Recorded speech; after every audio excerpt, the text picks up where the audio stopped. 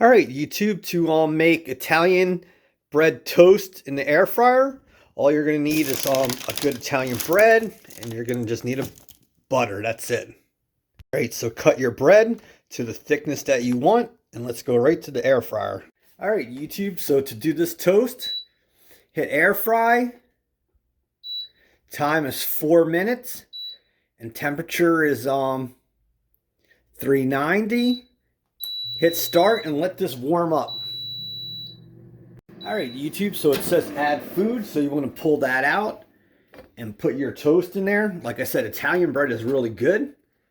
And just push it back in and see, it'll go 4 minutes for 390, and it'll let you know when you need to turn it.